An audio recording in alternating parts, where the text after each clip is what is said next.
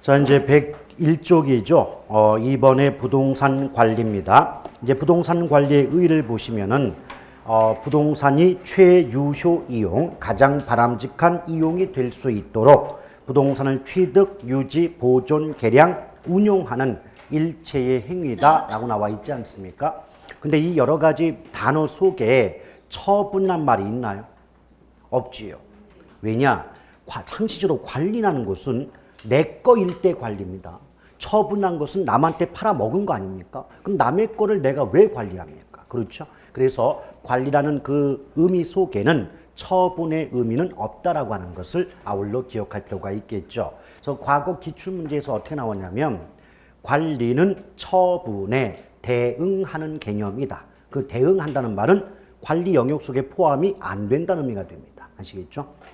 자, 그럴 때 부동산 관리의 필요성 하면 도시화, 건축 기술의 발달, 또 부재 소유자의 증가, 간접 투자의 활성화 여러 가지 말 나와 있는데 이 부분들은요. 왜 그런가 내용을 물어보는 게 아니라 전문적인 부동산 관리가 필요하게 되는 이유가 뭐냐 그 종류 정도만 물어보고 있어요. 네, 지금 제가 기초니까 왜 그런가를 잠깐 알려드린다면 여러분 도시화라고 하는 것은 비도시 지역, 쉽게 말하면 농촌이죠. 농촌 인구가 도시로 집중하는 현상을 도시화다라고 볼 수가 있어요.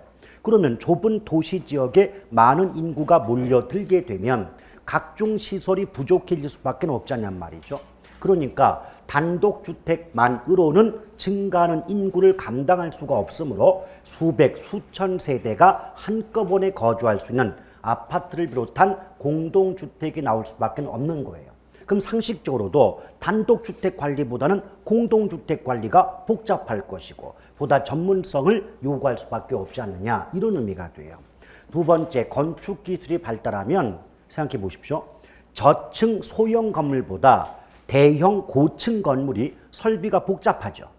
그럼 당연히 전문적인 관리가 요구될 수밖에 없지 않느냐. 더불어 부재 소유자의 증가. 단적인 예로 서울특별시에 거주하는 어떤 분이 부산광역시의 건물을 소유하고 있다면 매일처럼 직접 이동하면서 관리할 수는 없을 거예요. 그럼 누구에게? 전문적인 업자나 업체에게 관리를 위탁할 수밖에 없지 않겠습니까? 그럼 그분들은 하는 일이 관리다 보니까 관리의 전문성이 높을 수밖에 없다는 뜻이 되겠죠. 간접 투자도 마찬가지고요. 왜? 간접 투자는 내가 부동산 소유해요? 안 해요? 안 하죠. 그럼 누군가에게 관리 업무를 맡겨야 되니까 그만큼 전문적인 관리가 요구될 수밖에 없지 않겠는가 이런 의미가 됩니다. 넘길까요? 자, 그래서 부동산 관리는 어떤 것들이 있느냐? 1번, 2번 협의, 광의 나누어지는데 여러분 이렇게 협의, 광이 나누는 것도 괜찮은데요. 요거 한번 복습을 해봐요. 우리가 총론 배울 때 법률, 경제, 기술 3대 측면을 묶으면 복합 개념 또는 복합적이라고 한다 했던 거 기억들 나십니까? 얘는 복합적 관리예요. 원래가 복합적 관리니까 그 속에는 기술, 경제, 법률적 관리가 모두 포함될 수밖에 없죠. 근데 이 중에서 기술적 관리를 협의, 좁은 의미의 관리라고 말하고 그 협의에다가 경제, 법률적 관리를 묶어서 광의, 넓은 의미의 관리다라고 구분한 것에 불과합니다. 근데 어차피 부동산이요 크게 토지와 건물로 구분이 되기 때문에 기술적 관리도 토지와 건물의 기술적 관리가 구분이 되는 거고 법률 경제적 관리도 토지와 건물의 관리로 다시 구분이 돼요. 그런데 우리 시험에 나오는 문제는 건물과 관련된 문제가 위주지 토지 관련된 게 거의 나오지 않습니다. 그렇기 때문에 교재에서도 거의 대부분 어때요? 건물과 관련된 내용 위주로 서술하고 있을 뿐이에요. 따라서 거기 보면 기술적 관리에 위생, 설비, 보안, 보전 관리 4가지 있죠. 내용이 뭐냐고 물어보지 않습니다. 그 4가지가 결국 협의의 관리, 다른 말로 기술적 관리에 속한다는 정도만 알아두시면 되는 거죠. 근데 그 중에서도 보안 관리는 내용 자체가 방범 방제 관리인데요. 방범의 뜻이 뭐예요? 범죄를 예방하겠죠. 방제는 각종 사고를 미연에 방지하는 거죠. 그래서 방범 방제 관리는 좁게 말하면 보안 관리고 좀 더 넓게 말하면 기술적 관리에 속한다. 뭐 요 정도만 가볍게 알아두시면 돼요. 나머지 경제와 법률적 관리, 광해관이 나오는데, 자, 경제적 관리는 어차피 경제는 돈이잖아요. 그러니까 돈이 들어오고 나가는 걸 수지라고 하지 않습니까? 그래서 수지 관리. 또 회계 관리라고도 하는데, 정작 중요한 대목은 인력 관리입니다. 인력 관리는 무조건 경제적 관리에 속한다는 점을 유념하시길 바랍니다. 각종 모의고사나 기출문제를 보게 되면 그 인력 관리를 슬쩍 법률적 관리나 기술적 관리에 포함시킴으로써 틀리게 만드는 경우가 일반적입니다. 자, 사람 잘못 쓰면 회사 망합니다. 인력 관리는 경제적 관리고요. 그 다음에 법률적 관리는요, 여러 가지가 들어가 있겠지만 나오는 단어가 권리나 계약입니다. 권리, 뭐 권리 분석이든 권리 조정이든 간에 권리자가 나오거나 계약 또는 예약 이런 단어가 나오면 주저하지 마시고 법률적 관리를 정답으로 삼으시면 됩니다. 됐죠? 예, 그 정도 가볍게 보시고요. 쭉 아래 내려오시면 부동산 관리 방식 그래가지고 3방식이 나오는데요. 1번에 자기, 2번에 혼합, 3번에 위탁관리 방식 나와 있죠. 근데 이 순서 자체가 관리 방식의 변천 순서입니다. 그래서 가장 먼저 자기 관리 방식에서 혼합 관리를 거쳐서 위탁 관리 방식으로 이어간다라고 보시면 되는데, 여러분 그거 기억나십니까? 그 교재에 나와 있는 순서가 결국은 주장 순서와 같다 또는 출연 순서와 같다 했던 거 기억나십니까? 그럼 가장 먼저 자기 관리 방식이 나왔다는 건 여러 가지 관리 방식 중에서 가장 오래된 전통적 관리 방식, 그러면 정답이 뭘까요? 가장 먼저 나온 자기 관리죠. 근데 가장 마지막에 위탁이 나오지 않습니까? 그럼 가장 현대적 관리 방식이다, 가장 전문성이 높다, 이렇게 말이 나오면 위탁 관리 방식을 정답으로 삼으시면 되지 않냐는 얘기죠. 오케이? 그런데 그 혼합이란 말 자체가 뭐예요? 이거저거 합했다, 짬뽕했다는 의미가 되죠. 그러니 자기 관리 방식과 위탁 관리 방식의 결합 방식을 우리는 혼합 관리다라고 볼 수가 있어요. 근데 그 혼합이요, 가운데 있잖아요. 가장 먼저 자기, 마지막에 위탁, 가운데에 혼합이 있지 않습니까? 그래서 어떤 말을 썼냐면 혼합 관리 방식은 자기 관리 방식에서 위탁 관리 방식으로 넘어가는 과도기적 관리 방식 그랬어요. 자, 과도기적 관리 이 말 나오면 정답이 뭐라고요? 혼합 관리가 답이다라고 보시면 되겠습니다. 자, 그렇다면 가장 먼저 등장한 자기 관리 방식의 뜻은 뭐냐? 자기 걸 자기가 직접 관리하는 거예요. 그러니까 A라는 상가가 있다면 상가 소유자가 곰돌이다. 그럼 곰돌이가 본인 소유의 상가 건물을 직접 관리하는 방식, 이걸 뭐라 그래요? 자기 관리. 그래서 자기 관리이기 때문에 다른 말로 직접 관리다. 내 걸 내가 직접 한다 해서 직접 관리라고 말해요. 근데 위탁이라고 하는 건 말 그대로 남한테 맡긴다의 의미가 되지 않겠습니까? 그래서 간접 관리 이렇게 말을 바꾸기도 하죠. 오케이. 자, 그런데 주로 물어보고 있는 게 각 관리 방식별 장단점을 정확히 구분하고 있느냐, 이걸 위주로 물어봅니다.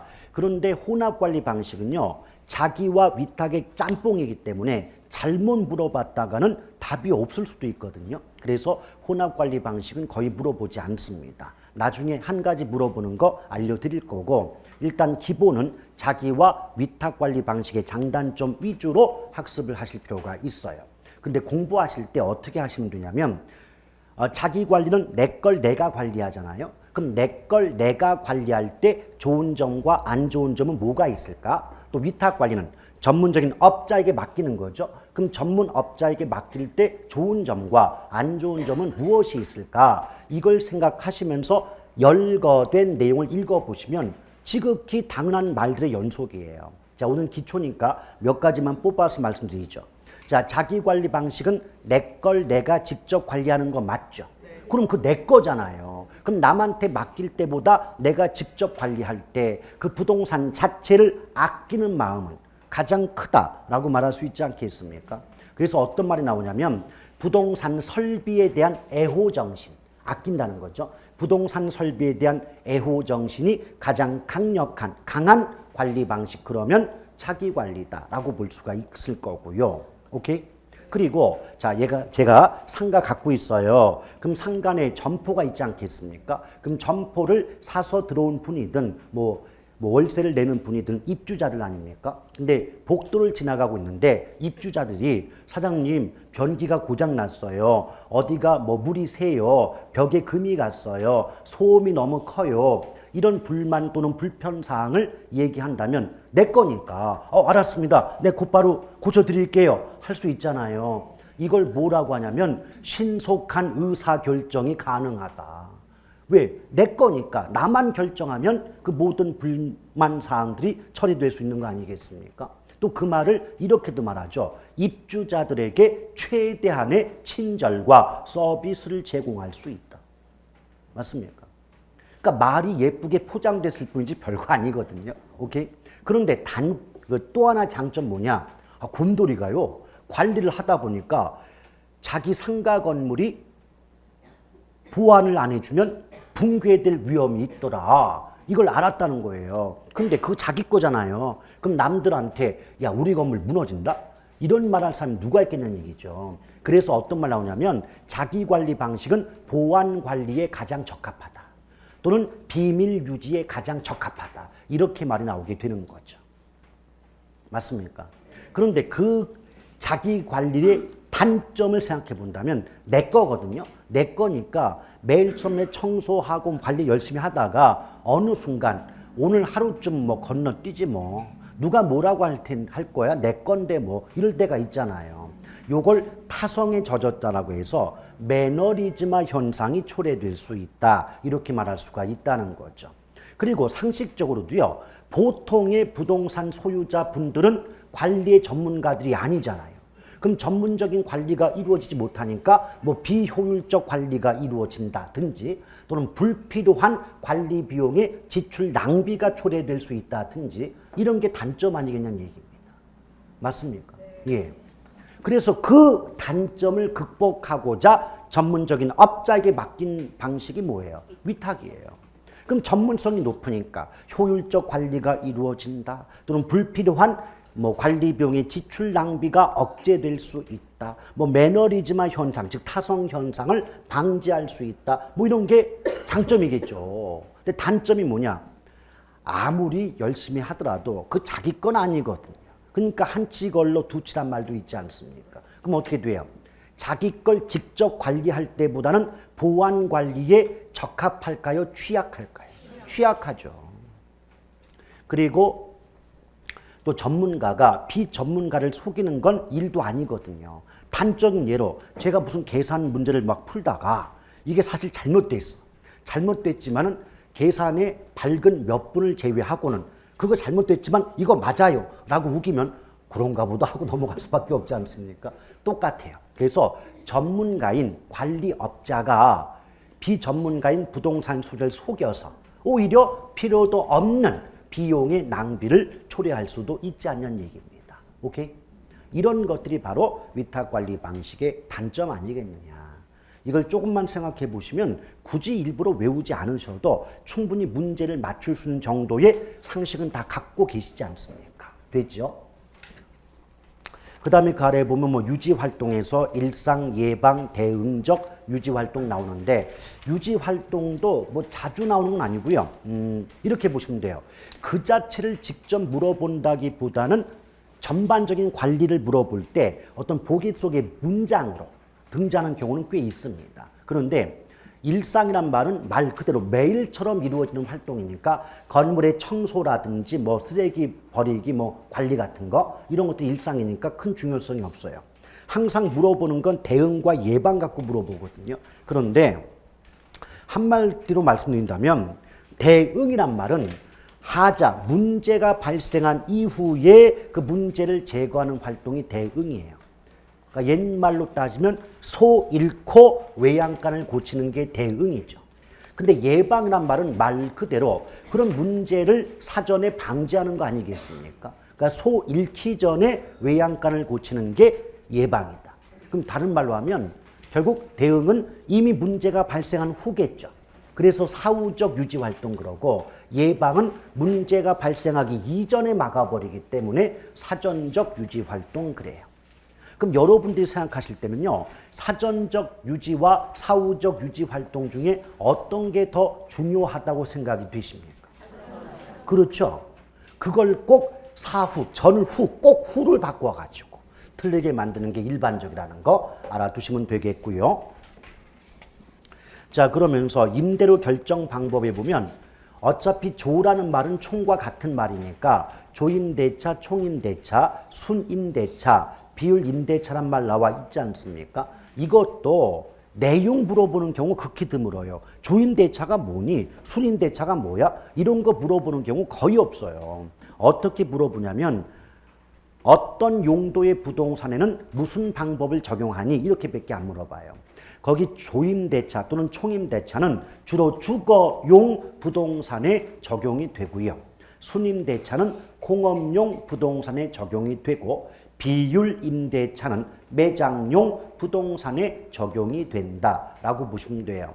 그 중에서도 이제 비율임대차 보면 총 수입액의 일정 부분을 임대료로 지불하는 방식 이런 말 들어가 있습니까? 네. 예, 그런 정도가 지문에 등장한 바가 있다는 거거든요. 근데 벌써 총 수입이고 나발이고 간에 일정 비율을 이 말 속에서 비율 임대차겠구나 이걸 충분히 알아들을 수 있거든요. 그러니까 굳이 외우려고 노력할 필요까지는 없겠습니다. 근데 단적 예로 이런 경우에요. 곰돌이가 있잖아요. 이제 곰돌이가 임대차 계약을 맺고 있는데 처음에 기본 임대료는 매출 수입 또는 총 수입과는 관계없이 매달마다 내야 되는 임대료가 100만 원이래요. 그런데 계약을 맺을 때 조건이 뭔가 봤더니 만약 매출액이 1억을 초과하면 그 초과분의 10%를 추가 임대료로 지불한다. 이런 조건으로 계약을 맺었대요. 근데 이번 달 그 매출액이 2억이더래요. 그럼 2억이면 1억에 비해서 얼마를 초과했어요? 1억을 초과했죠. 그럼 1억 초과분의 10%면 0.1 곱하면 1,000만 원 아닙니까? 맞죠? 네. 그러면 이번 달 임대료는 추가 임대료 1,000만 원에 기본 임대료 200을 합해서 1,200을 내야 된다. 이런 식으로 계산이 되는 거죠. 오케이? 그래서 원래 비율 임대료는 기본 임대료 더하기 추가 임대료다라고 보시면 되겠습니다. 오케이? 여기 보시면 초과분이 얼마인지 금방 보이고 몇 퍼센트 곱해주면 추가 임대료 구하는 건 어렵지 않죠. 네. 나온다면 수준이 이 정도고 거기 나오진 않습니다.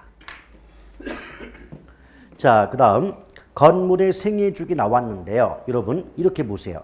건물은 생명이 있어요? 없어요? 뭐 건물이 살아서 꿈틀대는 건 아니잖아요.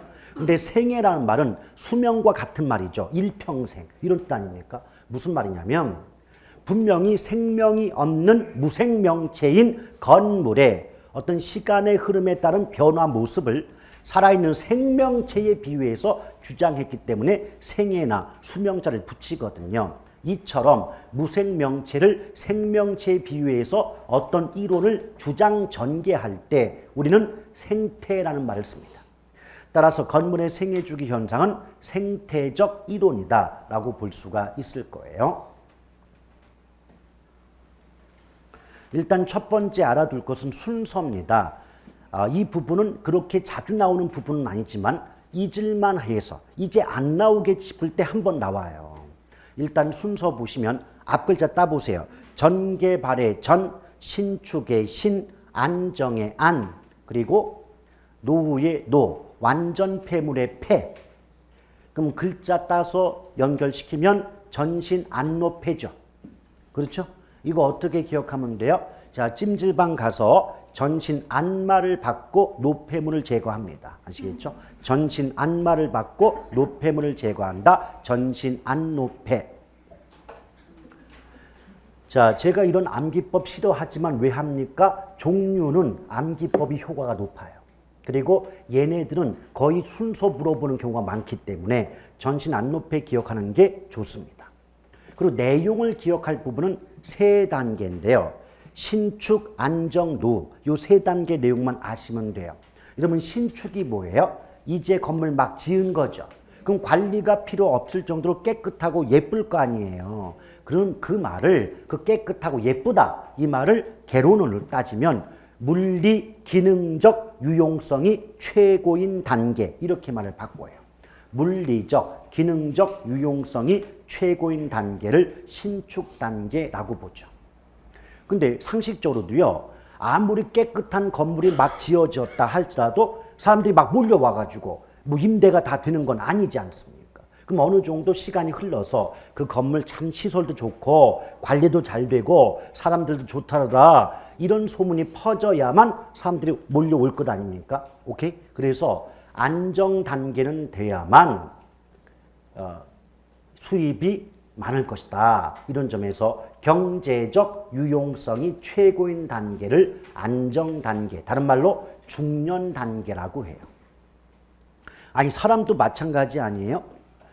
이제 막 그 사회에 발을 디딘 입사 초년생들이 훨씬 뽀송뽀송하겠지만 그분들이 돈이 지갑 속 내용이 풍부하진 않잖아요. 중년쯤은 돼야만 지갑 속에 돈이 많지 않느냐 이런 점에서 중년 단계를 안정 단계다 이렇게 말을 합니다. 됐죠? 그리고 노후 단계 되면 여기저기 뭐 금가고 뭐 비세고 막 고장 나요. 그럼 이거 막 고치는 비용이 막 많이 들거든요. 그럼 수선 개량비용이 워낙 많이 들다 보니까 건물주 입장에서는 어떤 생각이 드냐면 이렇게 여기저기 막 고치고 하다 보면 차라리 이 돈 갖고 건물 부수고 새 건물 짓는 게 낫겠다 이런 생각을 하더라는 겁니다. 오케이? 그걸 건물 또는 빌딩의 교체 계획을 수립한다 이렇게 말을 쓰는 거죠. 오케이? 그러니까 이런 단어들은 특징적인 표현이기 때문에 그대로 알아두시는 게 좋아요. 그래서 빌딩의 교체 계획 수립 요 말 나오면 노후 단계가 답이고 경제적 유용성이 최고 그러면 안정 또는 중년 단계, 물리 기능적 유용성이 최고 그러면 신축 단계가 답인 거죠. 오케이? 이제 과거 기출 문제를 보면 어떤 말이 나온 바가 있냐면 건물의 생애 주기 현상 중 신축 단계에서 물리적, 경제적 유용성이 최고가 된다 그랬어요. 말 돼요, 안 돼요?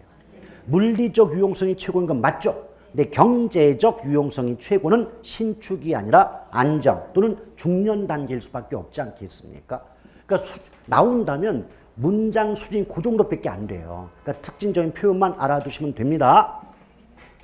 자, 그러면서 이제 부동산 개발론 들어가는데요. 자, 개발의 의의는 뭐 가볍게 참고 삼아 읽어보시고 그 4번에 보면 외관에 따른 구분에서 유형적, 무형적, 복합적 개발 나오잖아요. 근데 여러분 일단 마지막에 복합적이라는 그 말에 포인트를 한번 더 보죠. 복합적 이 말 나오면 복합 개념과 같은 말인데 그럼 법률, 경제, 기술이란 말이 모두 포함되어지겠죠. 맞아요? 복합적 또는 복합 개념 나오면 법경기 3대 측면을 모두 포함하는 뜻이에요. 오케이? 근데 그거 기억나십니까? 법률과 경제적 측면은 형태가 없기 때문에 무형적 측면, 기술적 측면은 형태가 있다고 해서 유형적 측면 구분했던 거 기억납니까? 그걸 적용하면 유형적 개발은 결국 기술적 측면의 개발이고 무형적 개발은 법률, 경제적 측면의 개발 아니냐 이 말이에요. 됐어요? 그럼 그 유무형을 합한다면 법률, 경제, 기술을 합한 거와 같으니까 결국 결론상 복합적이란 말이 나올 수밖에 없지 않냐 이 말입니다. 오케이? 됐어요? 예. 자, 그리고 뒷장을 넘겨보시면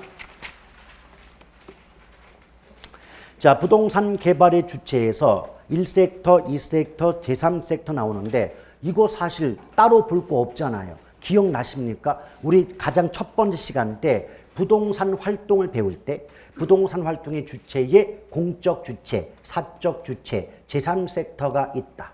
공적 주체는 제1섹터, 사적 주체는 제2섹터라 한다 했던 거 기억나십니까? 그러니까 맨 앞에 나왔던 말 다시 반복되는 거에 불과하기 때문에 따로 공부할 필요가 없는 대목이에요.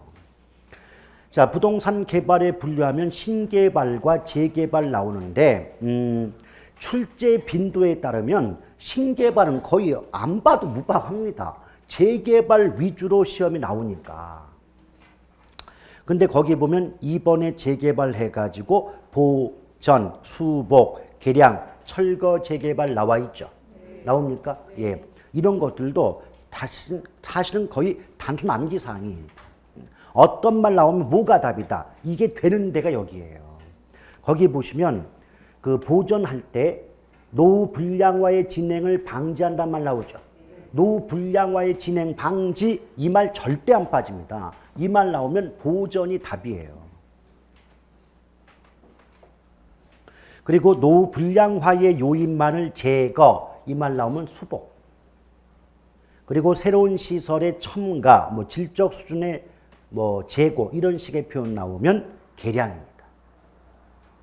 아시겠죠? 예, 종종 나오는 부분인데 특징적인 표현만 알고 계시면 충분히 문제를 맞출 수 있는 대목들이고요. 그 다음 3번 용지 취득 방식에 따른 구분할 때 자, 환지, 매수, 혼합, 합동신탁 개발 나오죠. 물론 여기는 단순 개발이 빠졌는데요. 왜 빠졌냐면 할 게 없어서요. 단순 개발이 뭐냐면 어떤 땅 갖고 있잖아요. 땅 임자가 지 땅 개발하는 거. 그게 단순 개발이기 때문에 내용이 없어요. 그래서 굳이 넣지는 않았습니다. 그럼 거기 보시면 환지, 매수, 그다음에 혼합, 합동신탁 나오는데 결론적으로 말씀드릴게요. 합동신탁 필요 없습니다. 안 나와요. 근데 환지나 매수 방식은 어디서 더 자세히 배우십니까? 공법에서. 이거 공법사항이에요. 공법. 자, 그런데 가볍게 말씀드리면 환지할 때 환이 뭐예요? 돌려줄 환, 땅 집니다. 그럼 개발 대상 토지를 공공이 어떤 토지를 개발해요. 그럼 개발이 다 끝난 후에 원래 땅 임자에게 되돌려주는 방식이기 때문에 환지 방식이다. 이렇게 말을 하는 거죠. 자, 그런데 결국 원래 땅 임자에게 되돌려준다는 건 환지 방식은 토지 소유권이 소멸되는 거예요? 안 되는 거예요? 그렇죠. 만약 공공에게, 공적 주체에게 땅을 팔아먹었다면 소유권이 이전됐으니까 원래 땅임자에게 돌려줄 필요도 없었겠죠. 근데 원래 땅임자에게 돌려준다는 건 땅을 팔아먹은 게 아니라는 거죠. 그럼 토지 소유권은 여전히 토지 소유자에게 있겠죠. 오케이? 자, 근데 말이죠. 이거 한번 생각해 봐요. 상식적으로도 어떤 땅을 개발하기 전보다는 개발한 후가 땅값이 높아질 거 아니에요. 오케이? 요거를 개발 이익의 발생이라고 해요. 개발 이익이 발생한다. 근데 문제는 만약에 어떤 땅이 100평이면 100평의 땅을 개발하고 100평 전부를 원래 땅임자에게 돌려준다면 개발 이익이 전액 토지 소유자에게 귀속된다, 돌아간다 라고 말할 수 있지 않겠습니까? 그럼 누구만 따봉이에요? 토지 소유자만 따봉이잖아요. 그렇죠? 그래서 그 꼴은 못 보겠다는 겁니다. 그래서 만약 100평이 있다면 100평 중에 30평은 빼고 돌려준다는 거죠. 그럼 빼는 30평 부분을 감보분이라고 말합니다. 거기 쓸 거 없어요. 나중에 공법에 더 자세히 배우십니다. 일단 개념을 알아들으세요. 근데 100평에서 30평을 빼면 퍼센트는 몇 퍼센트예요? 30%죠? 그걸 감보율이라고 합니다. 그러니까 떼는 부분은 감보분, 부분이니까 떼는 비율은 율이니까 감보율 그래요. 오케이? 그럼 여러분 생각해 봐요. 감보분, 감보율 이 용어 속에 포함되어 있는 의미는 개발 이익의 환수 아닐까요? 그렇잖아요. 만약 개발 대상 토지가 100평인데 100평을 개발하고 모두 다 돌려준다면 개발 이익이 전부 토지 소유자에게 돌아가는 셈인데 그 중에서 일정 부분을 떼고 돌려준다면 그 떼는 부분 자체가 개발 이익의 환수 성격이 있지 않냐 말입니다. 이해가시겠어요? 그게 환지예요. 근데 매수라고 하는 건 공법으로 보면 수용 방식이죠. 정당한 대가를 보상하고 그 개발 대상 토지를 전면 매수하는 방식이 바로 매수 또는 수용 방식이다. 오케이? 그럼 결국은 수용당했다는 건 토지 소유권이 이전됐다는 거잖아요. 이제 더 이상 그 원래 땅임자들 게 아니죠. 그래요? 그런데 뭐 구체적인 건 나중에 말씀드리겠고 생각해 보십시오. 분명히 정당한 대가를 보상한다고 공법에서도 배우지만 아니 그 정당한 대가 보상이 시가 보상입니까? 아니에요. 토지 수용당하면 땅이 없어 보았나요? 어떻게? 토지를 수용당해 보시면 이게 정당한 대가라고 하는데 시가 보상이 아니에요. 그럼 어떤 극단적인 예로 나는 3억을 주고 땅을 샀는데 보상액은 1억에 불과할 때가 있다는 얘기죠. 오케이? 그럼 여러분이 그 입장이라면 1억 받고 나가실래요? 안 나가겠죠. 죽어라고 안 나갈 거예요. 근데 요걸 갖다가 이제 개론해서 죽어도 못 나가 이렇게 쓸 수는 없으니까 어떤 말을 쓰냐면 이제 매수 수용 방식을 적용하는 경우 토지 소유자의 재산권의 박탈감, 내가 보상 덜 받았다. 이 재산권의 상대적 박탈감 때문에 정당한 대가 보상하라고 요구한다. 즉 민원의 발생 우려가 높다. 이렇게 말이 나오게 되는 거죠. 오케이? 근데 그때 그렇게 민원을 올려도 받아주지 않고 정당한 대가 보상이 이루어지지 않았을 때 나타나는 현상이 숭례문이 불타는 거예요. 국보가 불탔잖아요. 그 숭례문이 불탔던 원인도 강화도에 사는 모 씨께서 토지 보상에 대한 불만을 품고 약주 잡숫고 집어 던진 거 아닙니까? 그렇죠? 근데 웃긴 건 그 일부러 계획적으로 태워도 그렇게 다 타진 못하는데 어떻게 그냥 집어 던지게 홀라당 팔라당 다 타가지고. 더 큰 문제는 그걸 복원하는데 또 부패 부정이 있어가지고 또 안 좋아지고 참 총체적 난국입니다. 어쨌든 토지 보상할 땐 잘 해주셔야 국보가 안 불타요. 그 다음에 그 환지와 매수를 짬뽕한 게 뭐다? 혼합이에요. 아시겠죠? 합동신탁은 필요 없다 그랬습니다. 그리고 여기서 제가 왜 요 정도로 마치냐면 이보다 훨씬 깊숙하고 자세하게 배우는 대목이 공법이에요. 그러니까 공법에서 정확히 배우시고 그것이 개론에도 나올 수 있다고 생각만 하시면 되는 거예요. 오케이? 요새는 제가 첫 시간에 말씀드렸죠. 통합교과입니다. 지금은 이제 출제 패턴이 어떻게 바뀌었어요? 예전 같으면 개론은 개론만, 공법은 공법 이렇게 나왔어요. 근데 최근에 그 출제 패턴은 공법이 막 개론에 나오고 뭐 그다음에 개론 내용 뭐 중개사법에 나오고 막 이런 식으로 막 통합교과의 형태를 취하고 있기 때문에 만약에 해도 난 도저히 안 되겠다 싶어가지고 1차만 준비하는 분들도 끝까지 2차를 갖고 있어야 돼요. 오케이? 그래야 1차도 잘 볼 수 있는 지금 이런 패턴이 되고 있습니다. 오케이? 근데 그런데 문제는 그렇다고 해서 개론의 공법이 나온다고 해서 개론 선생이 공법도 모르는데 공법을 또 강의해 드릴 수는 없단 말이죠. 영역이 파괴되고 잘못하면 월권이 될 수도 있는 거니까. 그러니까 저는 이렇게 말씀드리고 싶습니다. 좀 잔소리 같지만은 최소한 개론에서 정책이나 개발론 파트 쪽은 공법과도 밀접한 관련이 있다. 그래서 뭐 용도 지역지구제 이런 것들 그런 거 공부할 때는 이 부분은 개론에도 나와 생각하시고 함께 공부를 하시는 게 훨씬 바람직하지 않겠나 생각을 합니다. 그 다음에 오른쪽 보면 비공영개발 나오는데 이게 뭐냐? 어차피 공적 주체에 의한 개발이 공영개발이거든요. 그럼 비공영이란 말은 민간개발이라는 뜻이에요. 또는 사적 주체에 의한 개발이다. 근데 원래는 비공영 개발이 있으면 무슨 개발도 있을까요? 예, 공영 개발도 있겠죠. 근데 그 공영 개발은 거의 문제화 되지 않기 때문에 제가 비공영 개발을 먼저 써놓고 그 다음 장에 조그맣게 공영 개발이라고 제목을 써놓은 거예요. 근데 그 공영 개발은 거의 시험에 안 나오니까 크게 신경 안 쓰셔도 된다 이 말입니다. Understand? 자, 그럴 때요. 거기 비공영 개발을 보면 일단 등가 교환, 컨소시엄 구성, 토지 신탁 방식 나오고 또 그 아래 보면 자체 개발, 지주 공동 사업 나오지 않습니까? 그렇죠. 이게 사실 중복되는 면이 있기 때문에 위의 표는 잠깐 없다고 보시고 아래 표 위주로 학습하시면 충분합니다. 일단 큰 제목 자체 개발 사업과 지주 공동 사업이 나오죠. 근데 자체 개발은 자력 개발과 같은 말로서 토지 소유자가 자금 조달해서 자기 땅 자기가 개발하는 게 뭐다? 자체 개발이에요. 그럼 생각해 봐요. 땅 임자가 자기 땅 개발하니까 개발에 필요한 자금도 땅 임자가 조달해야 될 것이고 개발과 관련된 위험도 땅 임자가 부담해야 될 것이고 또 개발과 관련된 이익도 모두 땅 임자가 가져갈 것 아닙니까? 맞습니까? 예, 그 개념만 알면 문제를 풀어낼 수 있는 게 자체 개발이기 때문에 별로 어려울 게 없다는 거죠. 됐어요?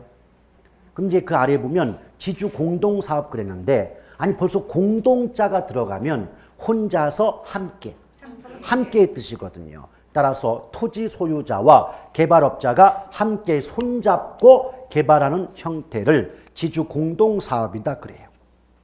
그럼 그 지주 공동사업에 공사비 대물 면제, 공사비 분양금 지급, 또 투자자 모집, 사업 위탁형 등이 있다는 겁니다. 근데 여기서 공사비 대물 면제가 뭐냐? 일단 변제란 말은 공사비를 지급한다는 거예요. 근데 대물의 뜻은 돈이 아닌 물건으로 대신 지급하기 때문에 대물변제다 이런 말을 쓸 수가 있더라는 거죠. 오케이? 근데 요거 말씀드려 볼 테니까 잘 들어보세요. 여기 지금 A라는 토지가 있는데요. 이 토지 소유자가 웅녀래요. 근데 웅녀가 개발업자 곰돌이와 손을 잡고 공동으로 개발 사업을 진행하므로 일단 지주 공동이라고 볼 수 있겠죠. 오케이? 그런데 이때 웅녀는 자기가 가지고 있는 땅을 제공하고요. 개발업자 곰돌이는 별도로 건축에 필요한 자금을 조달한다는 거죠. 그래놓고 이 땅 위에 건물을 짓더라 이 말이에요. 그럼 건물을 짓는다 이 말을 개발 사업을 완공한다 완성한다 이러거든요. 그럼 이때 상식적으로도 토지 소유자 웅녀는 개발업자 곰돌이에게 공사비를 지불해 줘야 되잖아요.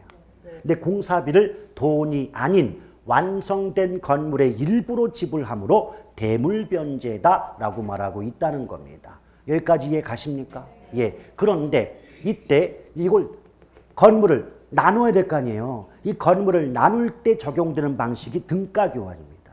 그 등가라는 말이 뭐냐면 같을 등 값가예요. 같은 값어치만큼 나눈다는 의미가 되거든요. 오케이? 그럼 만약에 웅녀가 제공한 토지의 가치도 1억이고 개발업자 곰돌이가 투입한 건축자금도 1억이라면 토지의 가치와 건축자금의 가치가 1대1로 똑같잖아요.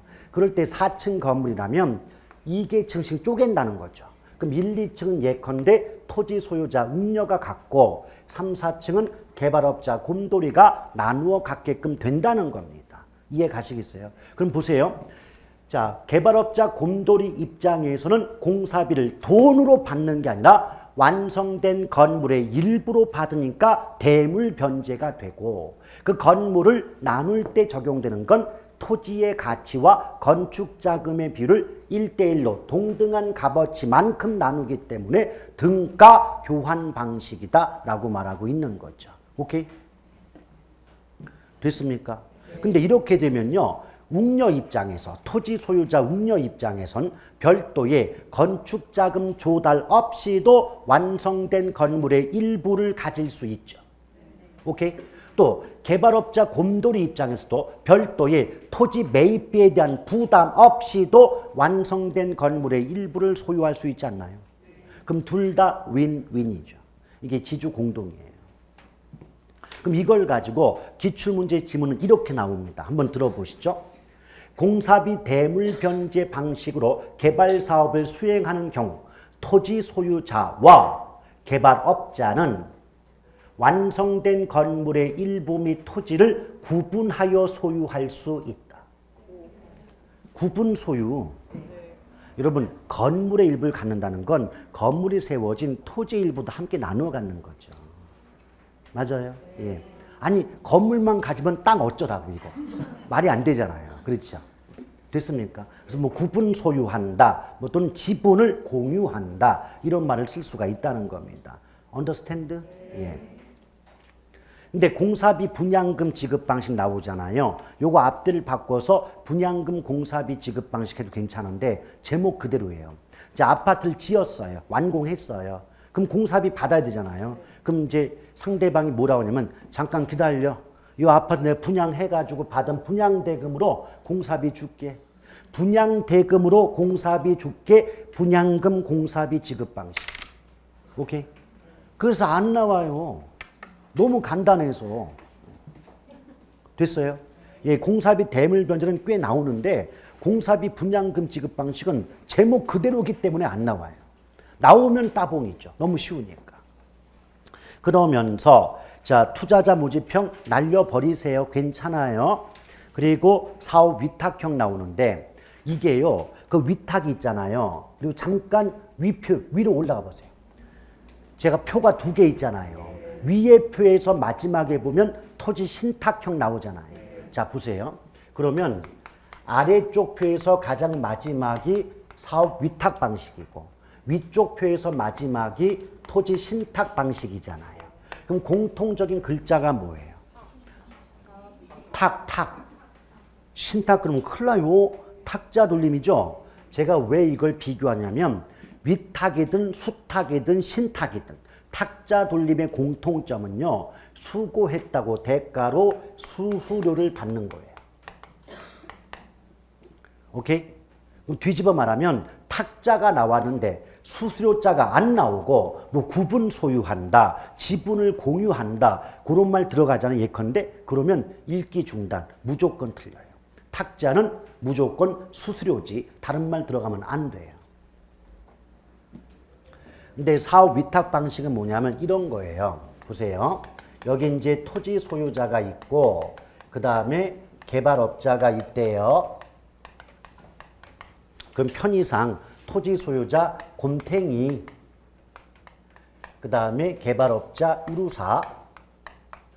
그럼 맨 처음에 곰탱이가 개발업자 우루사와 계약을 맺을 때 이렇게 말한대요. 야 루사야, 내가 너를 믿고 개발 사업의 전반을 맡길게. 이때 개발 사업의 전반을 맡긴다는 건 건물을 완성하는 것은 물론이고 완성된 건물의 분양 임대까지 네가 알아서 다 해줘 의 뜻이에요. 오케이? 이제 맡겼죠? 맡기고 그러면 루사야 걱정하지 마. 네가 요 개발 사업 완공하고 분양 임대까지 맞춰준다면 섭섭지 않게 수수료 줄게가 사업 위탁이에요. 근데 이 계약 관계에서 토지 소유권이 개발업자 루사에게 넘어간 건가요? 넘어가지 않았어요. 토지 소유권 넘어가지 않았어요. 그럼 여전히 토지 소유권은 누구에게 있어요? 토지 소유자인 곰탱이에게 있겠죠. 그러니 이 개발 사업에 필요한 자금도 누가 조달? 토지 소유자가 조달해야 되고 이 개발 사업의 명의도 누구 명의로? 토지 소유자 명의로 이루어진다는 거예요. 오케이? 그런데 신탁 나오잖아요. 그럼 민법에서 아직 신탁 배웠어요? 안 배웠어요? 아직 안 배웠죠? 근데 신탁은요. 무슨 신탁이든 관계없이 신탁이란 말 자체는 신탁 계약 기간 동안 형식상 토지 소유권 등 재산권 등이 신탁회사로 넘어가는 건 어떤 신탁도 똑같아요. 오케이? 그럼 보세요. 토지 신탁 방식은 자, 토지 소유자 곰탱이가 신탁회사를 찾아가는 거예요. 그래서 신탁 계약을 맺지 않습니까? 그 말은 곰탱이로부터 신탁회사로 토지 소유권이 이전된다는 뜻이에요. 그러면 토지 소유권이 넘어갔으니까 신탁 기간 동안에는 이 땅 누구 땅이다. 신탁회사 땅으로 인정되는 거예요. 신탁 기간 동안에는. Understand?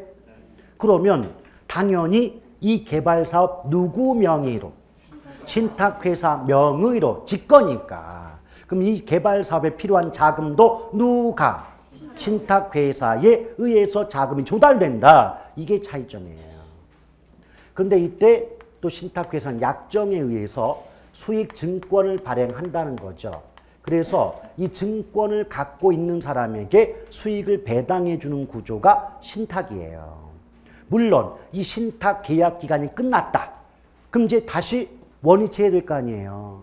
따라서 신탁 계약 기간이 종료되면 토지와 그 토지 위에 세워진 건물은 모두 토지 소유자에게 반환된다. 이렇게 말이 나오게 되는 거죠. 오케이? 그럼 신탁 구조 별거 아니에요. 신탁 기간 동안엔 누구 거? 신탁 회사 거. 그럼 그 기간 끝나면 누구 거? 원래 임자 거. 오케이? 그 구조예요. 별거 아닙니다. 근데 처음에는 토지 소유권만 넘겼지만 개발이 된다는 게 뭡니까? 그 땅 위에 건물 짓는다는 얘기 아니겠습니까? 그럼 신탁 계약 기간이 끝나면 원래 땅 위에 세워진 건물도 원래 땅 임자에게 넘겨주는 게 그게 상식 아닌가요? 맞지요? 예. 그럼 제가 지금 비교하고 있는 게 뭐냐면 위탁 방식과 신탁 방식은 구조상 비슷한데 토지 소유권이 넘어가느냐 넘어가지 않느냐의 차이가 있는 거예요. 그 위탁은 토지 소유권 안 넘어가니까 개발사업의 명의도 토지 소유자, 자금 조달도 토지 소유자. 신탁은 소유권이 신탁회사 넘어가니까 명의도 신탁회사 명의로 필요한 자금도 신탁회사가 조달하게 된다. 이 차이라고요. 그러나 위탁이든 신탁이든 탁자 돌림은 무조건 대가로 수수료를 받는다고 나와야지 뭐 지분을 공유한다, 뭐 구분 소유한다 이런 식의 말은 절대로 나올 수가 없다는 얘기입니다. 이해가시겠어요? 자, 그리고 그 위에 보면 이제 컨소시엄 구성 방식 나오잖아요. 있어요? 네. 예. 근데 컨소시엄 여러분 그 영어 사전에서 컨소시엄을 찾아보시면 연합체라는 뜻이거든요. 뭔가 결합이 되었다. 그래서 여러 개의 회사가 모여서 특수 법인을 설립하는데 이걸 컨소시엄 구성 방식이다. 이렇게 말을 하거든요. 뭐 구체적인 내용 구조 필요 없어요. 뭐 어떤 구조로 설립되느냐 이런 거 안 물어봅니다. 다만 여러분 생각해 봐요. 여러 회사가 모이면요. 상호 기술 보완이 그전보다 쉬울까요? 어려워질까요? 기술 보완이. 여러 개가 모였는데 나 혼자 있을 때는 나의 기술이 한계가 있으면 못하는데 다른 여러 회사가 모여 있으면 내가 부족한 거 상대방이 채워줄 수 있잖아요. 그럼 상호 기술 보완이 쉬울까요? 어려울까요? 또 자금 조달이 쉬울까요? 어려울까요? 쉬워지잖아요. 그렇죠. 근데 옛말에 이르기를 사공이 많으면 배가 산으로 가요. 그럼 여러 기업이 모이면 서로 이해관계가 다를 거 아닙니까? 그럼 조정이 쉬워요? 어려워요? 멀리서 찾아볼 곳도 없어요. 지금 여당 야당 보면 돼요. 서로 뜻하는 게 다르잖아요. 그 뭐 하나 던져주면 같은 거 갖고 협의가 이루어질 때까지 쉽지 않지 않습니까? 그렇죠. 더불어 어떤 문제 발생하면 그건 내 책임이야. 그럴까요? 네 책임이야. 그럴까요? 네 책임이야. 오케이? 이걸 묶어가지고 하나하나씩 이해됐죠? 묶으면 어떤 말이 나오냐면 컨소시엄 구성 방식을 적용하는 경우 기업 간의 상호 기술 보완이나 자금 조달은 용이한 반면 이해관계 조정이 곤란하며 더불어 뭐다? 책임의 회피 현상이 발생할 우려가 높다. 맞습니까? 그거 하나하나씩 끊어보면 다 이해되잖아요. 그런 정도만 알아두시면 문제 다 풀린다 이 말이에요. 아시겠죠? 오케이? 자, 오늘 대단히 고생하셨고요. 다음 주에 다시 뵙도록 하겠습니다. 고맙습니다.